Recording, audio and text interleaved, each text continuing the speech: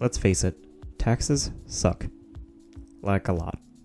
No matter what you do for a living, anyone in the working class can admit that paying taxes is just not fun. But do you really know how tax brackets actually work? It's a common misconception that most people don't fully understand. Let's take a look. Here are this year's tax brackets for the US in 2022. And here are the salary ranges for each tax bracket. Let's say, for example, my salary is $90,000 a year. First, there's a chunk of this money that the government does not tax, and it depends on how I'm filing taxes for this year. I can file either single, married, or head of household. I'll make another video on how filing taxes actually works. For each different method of filing taxes, there's a certain amount of money that is not taxed. These are what's known as deductions. In my case, I'm filing single, so $12,950 of my salary is not taxed. So even though I'm making $90,000, only $77,050 of that is taxable. So my salary puts me in the 22% tax bracket. What most people believe is that this means the federal government will tax me at 22% of my taxable income. So this is how much I owe the government, or 22% of $77,050. But that's not how it works. Let's start with our $90,000 salary again.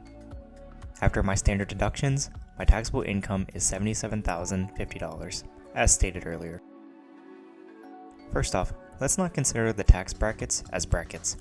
Instead, let's consider them buckets. Each bucket holds a certain amount of money, and that is the amount of money that is taxed at that rate. So my taxable income of $77,050 is what I begin filling the buckets with, from smallest bucket to largest bucket. The first bucket has room for $10,275, so I fill that up till it's full. Then I go on to the next bucket. And I do this until all of my taxable income is distributed. So now in the first bucket, $10,275 of my salary gets taxed at 10%. The same goes with the 12% bucket. The remainder of my taxable income goes into the next bucket and is taxed at 22%.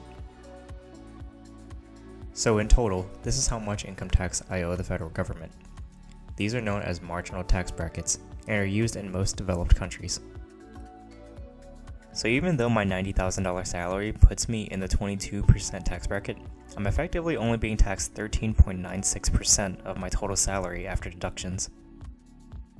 This is what's known as my effective tax rate, much lower than the 22% most people believe. But what happens if I get a raise, let's say to $110,000? After my deductions, this leaves me with an extra $20,000.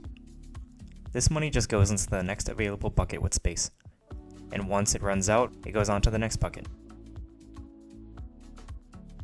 So now only part of my raise gets taxed at 22%, and the remainder gets taxed at 24%. So with my new salary of $110,000, my effective tax rate is still only 15.57%.